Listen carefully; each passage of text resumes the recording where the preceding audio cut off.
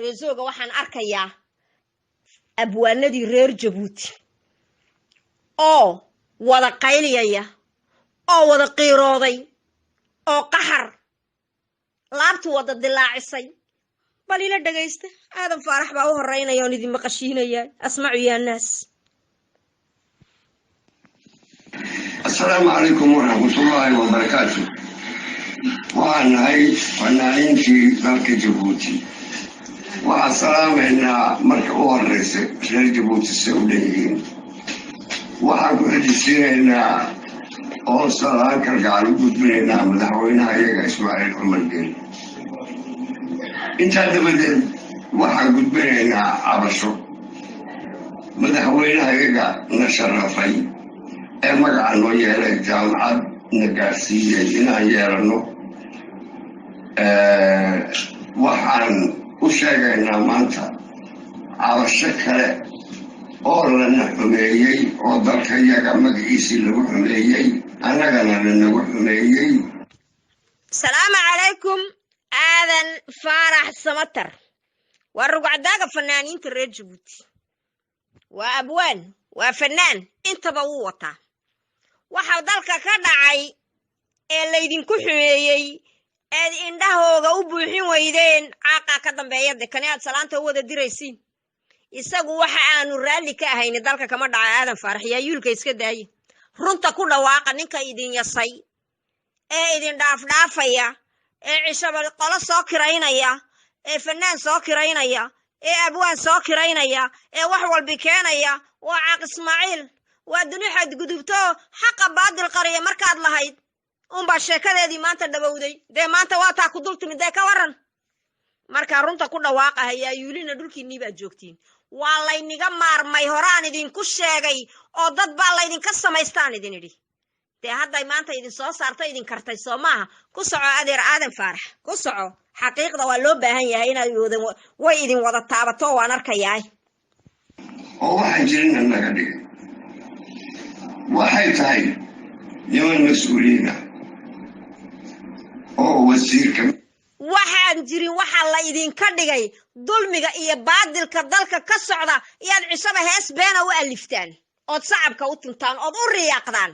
ood shicibkiina ku caardumisaan nafsi baa baxaya de aadan faaraxow shalay waadigii ka gilgishay lahaa waa duni xad gudubtay maanta ay dhabtii tahay maxaad shicibkiina u soo raaci laadihiin oo xaqiiqda waxa jira uga hadli laadihiin amba heesa uga samayn laadihiin de nafsi baa baxaya in maanta laydin yaso oo maanta laydin quursado oo halkaa laydin dhigo waa mudankiini ma de indhihiisa ma buuxinaysan caaqawiniga maarmay ku soco waayo waxa weeyaan waa wixii aad dhigateen ku socda ee shicibkiina kaga hor timaadaan mar walba oo Soomaali baan ninka madaxda ka mid yahay ayaa keenay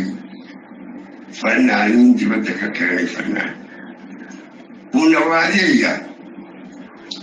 baladana naga wacdiyo waa lagu wacdiyaa laab saalax waxa lagugu keenay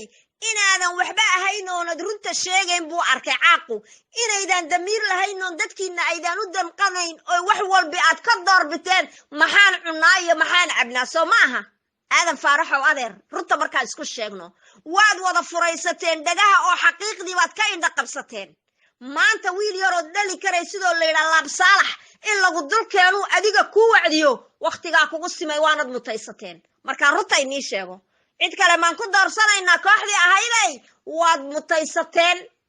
waxa aad ku mutaysateen sidii aad ugu maasheen buu idinku hambeeyay caaqode waayo baadil baad ugu maasheen xaq daraad ugu maasheen wax walba jiriyo dhibaato kasto jirta tare dalka iyaga waxba kama jiro uu macaan yahay de ka gura maanta ay soo wadaya yuushe wax kasta annaga ahayn nabadgelyo annaga ah dhulka iyagu waa nabadgelyo wax laga wacdiyo bari ma jirto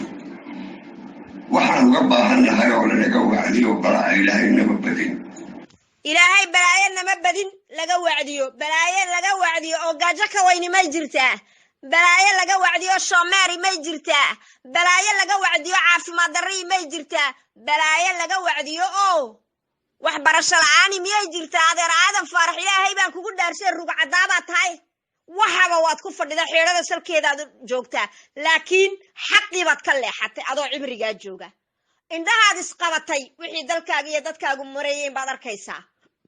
marka maxaa waajibkaaga ah in wiil yar inta la keeno laydin yidhaaho ha idinku jeesteeyo waa xaq waa gartiide annagu fanaan malihin abwaan malihin qoraan malihin wax walba waan leena waan isku filannahay laakiin waxaa layni tusayaa inaydan xaggooga waxba ka ahayne soo raaca shacabka xaqiiqda ku dhawaaqa maanta waa dhabtii iyo dhareeraan loo kala hadhayne adeerna soo raaca oo wixii aan sheegayna in badan baad beenayseene ka warrama oo sheega runta waa nabadgurkayagu wax kasta oo dhacana dhexdayada unbaan ka xalilaa waa dad isku filan baan nahay nabadda aad sheegi shacabkaa haya caaqu nabad ma hayo caaqu hadduu nabad hayo iyo sharaf maanta sidaa idinkama cii adigood 9 jira maanta inaad shaashadda soo fadhiisatood cido laguguma qasbeen aaway dee nabaddu markaa aw nabadda aad sheegi nabadda shicibkan gaajoonaya ayaa leh oo dhowraya dalkooga oo isdhowraya naftooda laakiin maanta taraf ilaahiyanay ka haadaysaa sida ay u socoto dowlad iyo dal wada kira aan nahay wadan la wada kiraystay maxaad ka qaban kartaa dee riwaayad ka sameeyay hees wadanka la wada kiraystay aad u fadhidiin haddii kale sidii niwaan dheregsannahay dha idinka kulli ilka wadala oo wada afdulaaqan ceebtiinna iyo caloolxumadiinna iyo yaayuulkiinna annagu ma dhagaysan karayne waar ilaahay rag ba idinka dhagay runta ku dhawaaqa oo wixii jira ummadiinna u sheego meesha waxba ma yaaliin dhah hala dhudhumaalaysanaysiin sheega runta ku soco adeer dad su kalsoon baan nahay baladana naga wacdiyayo waan garan wey adeer aadan faaraxo haddaan isku kalsoonnahay heerkaaba layna lama gaadheen haddaynu isku kalsoonnahay oon kalsooni buuxda qabno cabsi laynaga qabo fanaan dibadda laynoogama keeneen ku talagaltaa fanaan dibadda lagaagama keeneen oo adigii waddanka u dhashay cagta dhulka kuguma ujiideen kalsoonidu ma jirto kalsooni darra ina haysata cabsi aan cabsida ilaahay ahayn baa ina haysa qof bashar oo bini'aadan aad ka wada baqaysiin cabsidii ilaahayba waad ilowdeen dee markaa ku soco kalsoonida aad sheegaysa anigu ma arkaye kalsooni hadday jirto maanta adoo 9 jira wiil yaroo 30 jira laguma dul keeneen cabashaan ka muujinaynaa kow waxaa meel ka dhacay ku tahay reer Jabuuti oo dhan laba si gaara waxaan u dhibsannay annagu fanaaniintii haddaan nahay annaga oo halkan joogno heegana oo dowladayada iyo dalkayaga meelka dhac naguma aha annagu haddaan reer Jabuutina idinkay meelka dhac idinku tahay wada dusaya ee habeenkii gudaya ee kolba heesaan munaasab ahayn u samaynaya annaga maaha annaga horaan u sheegno oo nidhi nooma qalmo dowladdan ku meel gaadhkii annaga nooma qalanto waa inay meesha ka baxdaa waa inayna dhaaftaa annagu waan sheegnay waana sheegaynaa laakiin waan sugaynaa soota iskaalo isa soo daba dhaca waa loo baahan yahay in xaqiiqda la wada arko markaa meel ka dhac idinka idinku tahay gaf idinka idinku tahay waayo erey gafle iyaad mar walba ku haystaan erey gafle iyaad shicibka ku tilmaamtaan erey gafle iyaa mar walba idinka soo yeedha xaqba kama hadashaan ku soco adeer maanta waa layni helay waa abaalkiini mar kasta ilaa gumaystihii ilaa maanta sida ugu taagan meelka dhaca lagu sameeyey xaq meelka dhaca lagugu sameeyey dee caaqaa kugu sameeyey waxba wasiiraha qabsan waxba cid kale ha qabsan waxaan isagaa ka dambeeya oo kabaa'irkeediya gumaysigii aad soo halgantayna reer Jabuuti oo dhan madaxaad u saaran tahay aadan faarax samatarow dadka yaa weyna u ahwaayeel baa la yidhi dee adiga maaha dee maxaad u qaadan cadaan cadkaagii ahayn oo lad geyin maxaad u qaadan ka dhiidhi oo albaabka ka bax oo shicibka soo raac oo ku dhawaaq wadiga awalba heesi jiray heesi fiicnaayo xurgufta lahaayee wax yeelaya caaqa dee ku heesa oo runta sheega dalkani waa wada kiro dowlad wada kira dhaha dee oo runta sheega maxaa u qarqarinaysiin idla dhumaalaysanaysiin xishooda wax isku fala oo xaqa xaggiisa u xagliya cimri tagay ceeb laguma sagootiyo aadan faaraxo cimri tagay ceeb laguma sagootiyo kuwani way idin ceebeeyeen cimaamadiina hore idinka tuureen ku soco hadda ka tirsanayso ee annaga oo waxba lana weydiinin oo xaruntayadii iyo dalkayagii dhex joognoo diyaar u ah howlaha iyaga adigoo dalkaagii iyo meesh iyo waddankaagii dhex jooga ayaana waxba lagu weydiinayno lagaa tashaday duhur cad miyaa lagu qariyey shalay markii sangub lagu dul keenay allaha u naxariistee markii aanay toolay samatar lagu dul keenay waa diron waa dad Soomaaliyeed oo walaala laakiin nin walba meel buu leeyahay aag buu leeyahay darmada Ilaahay meel buu u dhigay waxaydaan idinku helin cadaydaan idinku helin bay wada heleen maxay ku mutaysteen waayo sidii idinka la niyasayade taa ma ogtahay miyaad ka dhidhideen miyaad ka hadasheen miyaad ka damqateen waa mayade qarshiile yaa hortiina lagu naanaabiyood arkaysiin oo idan maalin qura erey ka oran nimca jaamac baa guri ku xidhan oo idan maalin qura waxba ka oran oo wada danaysta noqoteen oo dantiina ka raacdeen maantana in la iniga maarmo oo la yidhaaho idinma baahnin waa abaalkiin baan idin leeyahay waayo isku duubnidii iyo israacii iyo midnimadii iyo kalsoonida aad maanta raadinaysaaniba meesha idinkaa ka saaray markaad maalin walba been uga heesteen markaad maalin walba waxaan jirin iyo ammaanaan dhulkii iyo cirka jirin keenteen dalkiioo lagu gaajoonayo dalkiioo silic iyo saxariir dhalintu marayso aad tidhaaheen waan ku ammaanaynaa maanta waa abaalkaa baan ku leeyahay aadan faaraxow laakiinse ka gilgilo hadhuub daaticaanaha hambadaa la qaban jiray ka gilgilo oo ka kac fadhiga oo dadkaaga soo raac shalayba halgankii waadigii soo raacay waadigii shalay soo raacay ka gilgilo dushana nagaga keenay ee wacdiya leeyahay dadka yagii la leeyahay carruurtayadii laga wacdiyayo ee annagana naga wacdiyayo ayaan garan laanahay haddii wax lagu dhaamo ay tahay waan ogolaanaynay weligaya waxba laydinkuma dhaamo abwaan laydinkuma dhaamo fanaan iyo cod laydinguma dhaamo luuq laydinkuma dhaamo waa laydin yasayaa caaqa indhihiisaad buuxin weydeen wuu idinka maarmay imise goor baa inii sheegaanu wardan lagama le reer Jabuuti dad baa laga samaystay maantana waa taa ilaahay afkiina ka dhawaajiyey dad baa nala dul keenay kani waa ciyaare dhammaantiin baa laydin dul degiyo Falastiin baad noqonaysiin maalin dhow haddaad ka gilgilan weydaan ku soco murti iyo abwaana warinoo imanayeen waan ogolayn sanad guurahayaga waa laga soo qayb galayay waan ogolayn fanaaniin xaflad iyo ruwaayad samaysata halkan oo Soomaaliyeed way imanaysay waan ogolayn maanta waan dhibsannay wayna nala foolxumaatay mudane madaxweyne waxaan ka qabnaa maanta maxay kula foolxumaatay shalay markii fanaaniin la keenay kuwaagoo gaajoonaya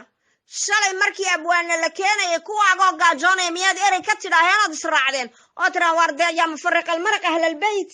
xaq idinkaa u lahaa fanaanku wuu kuu iman karaa adiguna waa tagi kartaa laakiin xad baa jiriya xuduuda aan la dhaafin xaafad waxay ugu wareegto waa xasarad marka maanta maxaad u dhibsanaysid ninka xalaaleeyay oo dantiina ka raaco nin walbiba yidhi aniga dantayde shukran baa layni wada idhahaayo saasaad faraha u wada murdisiin reer murdiso ku soco waxaan ka rabnaa mag adiga oo mudanahayagii ah oo madaxweynahayagii ah waan ka xumahay caaqo ma ku siin maayo xabsi buu kugu daray caaqo inuu ma ku siiyo uu ku qiimeeyo ha sugin waayo hadduu qiimihiina iyo muqdarkiina garanayo waxaniba ma dhaceen tanna maba dhacdeen waayo waxa weeyaan wuu idinku dayay mar maaha oo laba maaha oo saddex maaha oo afar maaha waa layni tusay waxa aad ka dhigan tihiin marka maanta magta aad doonayso cirkay ka imani dee caaq waxba ma qabto ma taliye waxna ma sameeye marka maxaad sheegaysiin dhammaantiinba waxba ma sheegaysiin ceebay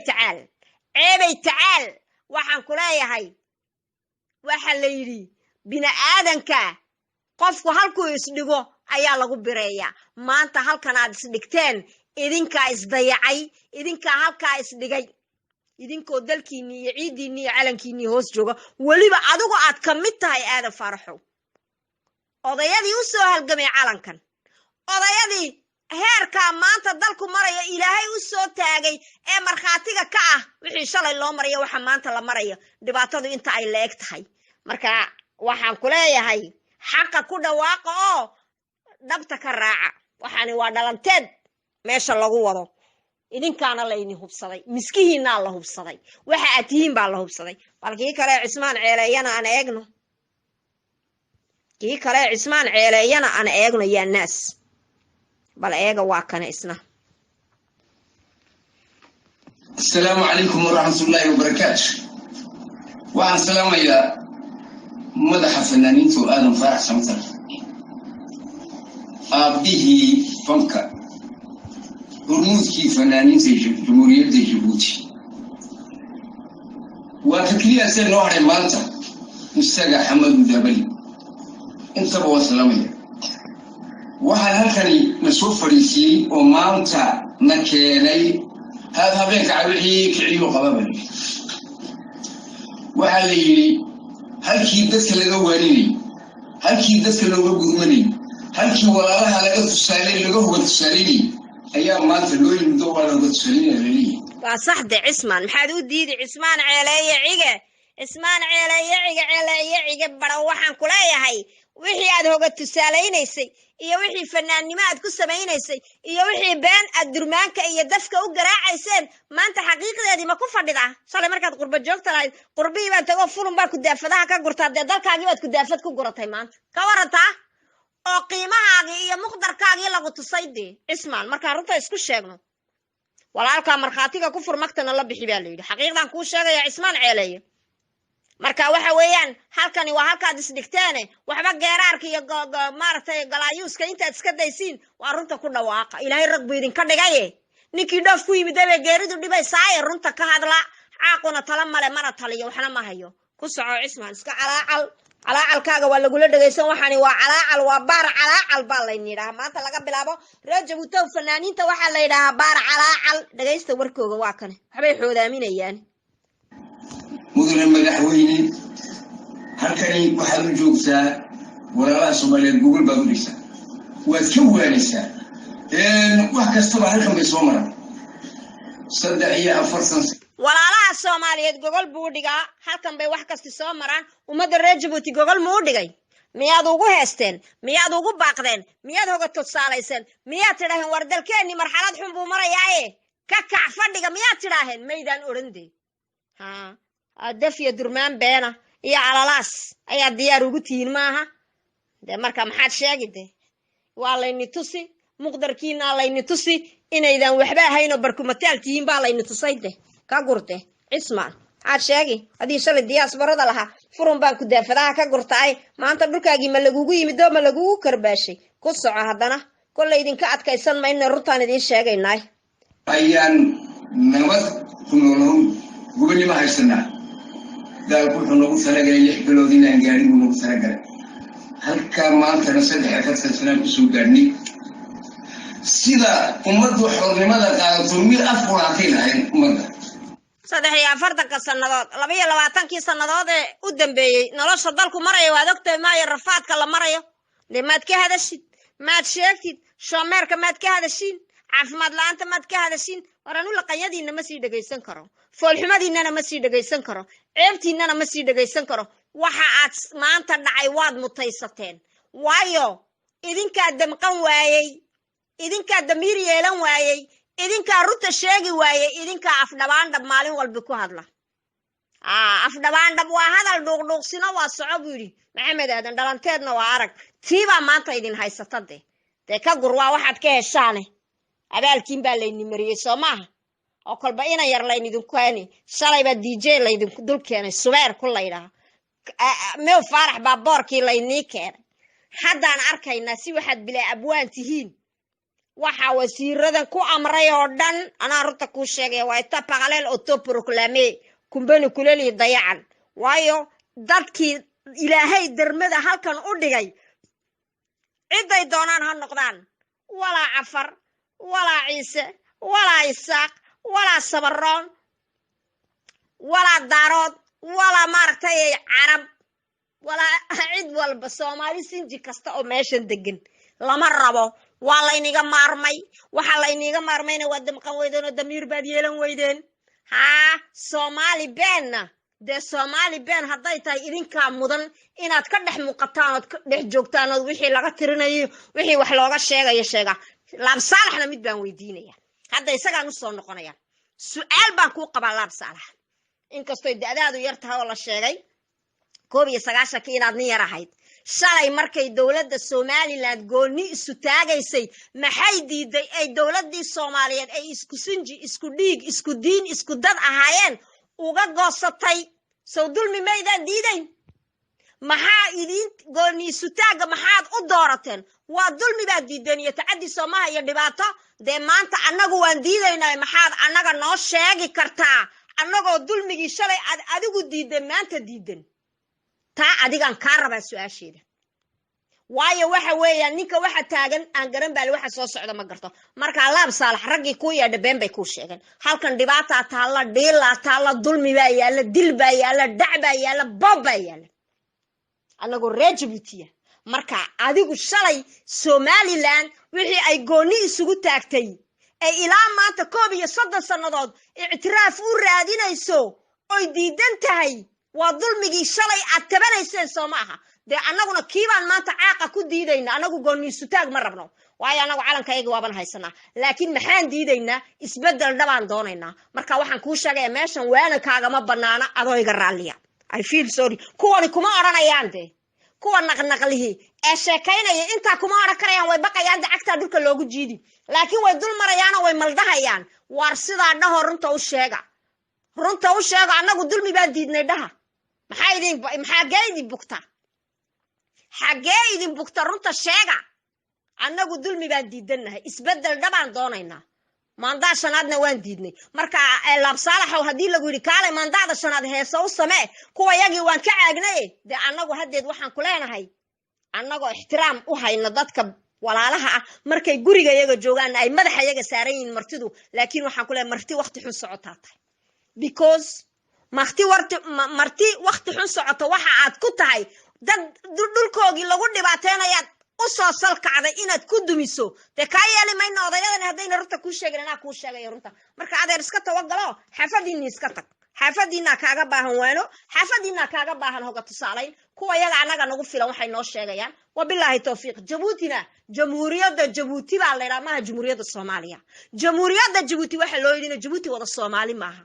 qoomiyada badan oo reer Djibouti ah ku nool oo isjecel oo walaala idinku haddaad Soomaali wada tihiin anagu Soomaali ma wadanihin afaf badan baan ku hadalnaa marka hadday fanaaniinta iyo abwaaniinta runta ku sheegi kari waayeen runta ku sheeganaa raalli ahaw halkaagii baa ku baahan